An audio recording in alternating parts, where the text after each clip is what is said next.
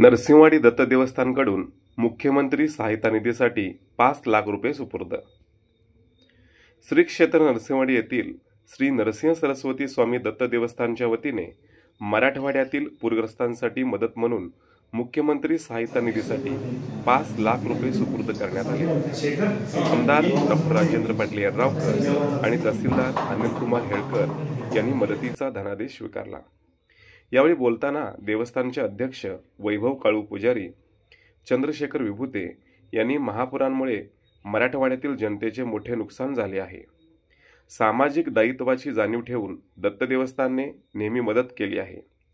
याद्वारे भक्तांच्या देणगीचा योग्य सत्कार्यासाठी उपयोग करत असल्याचे त्यांनी नमूद केले। यावेळी बोलताना आमदार राजेंद्र पाटील यड्रावकर यांनी दत्त देवस्थानने सामाजिक बांधिलकी जपत पूरग्रस्तांना मदत केली हे कौतुकास्पद असल्याचे सांगितले। यावेळी सरपंच चेतन गवळी, माजी उपसरपंच अभिजित जगदाळे, दत्त देवस्थानचे सचिव गजानन गेंडे पुजारी, विश्वस्त संतोष खोंबारे, सोनू पुजारी, विपुल हावळे, संजय पुजारी, महेश पुजारी, योगेश घाटे पुजारी, श्री वल्लभ जेरे पुजारी आदी उपस्थित होते।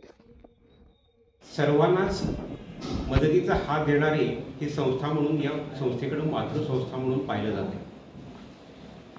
गेल्या महिन्याभरात सोलापूर पासून मराठवाड्यामध्ये जो अतिवृष्टी झालेली आहे आणि त्यामुळे तिथल्या नागरिकांचं जे अतोनात नुकसान झालं आहे त्या नागरिकांना दिलासा देण्यासाठी दत्तदेव संस्थांमार्फत मदत वाटप केली जाणार आहे।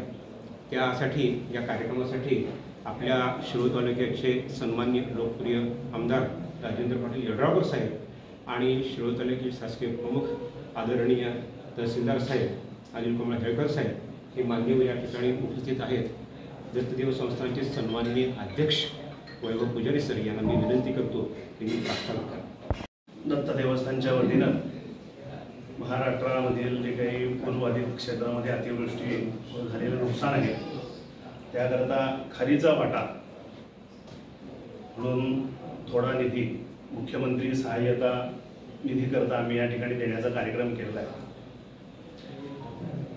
खरं वास्तविक हा काय पब्लिसिटी किंवा याचा हा विषय नाही आहे करण्याचा आणि मोठा कार्यक्रम करण्याचा, तरीसुद्धा भक्तांनी दिलेल्या देणगीचा वापर योग्यरित्या होतोय की नाही हे त्यांनाही कळलं पाहिजे म्हणून आम्ही आपले 4 पत्रकार मित्रांना आणि या ठिकाणी आमंत्रित केलेलं आहे।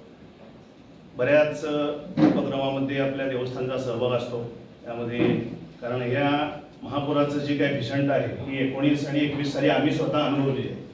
त्यामुळं प्रत्यक्ष तिथं जाऊन देणं आता या सणावार यामुळे शक्य होत नाही। त्यामुळे आम्ही हा निर्णय घेतला की मुख्यमंत्री सहाय्यता निधीलाच आपण जो काही निधी आहे तो देऊ।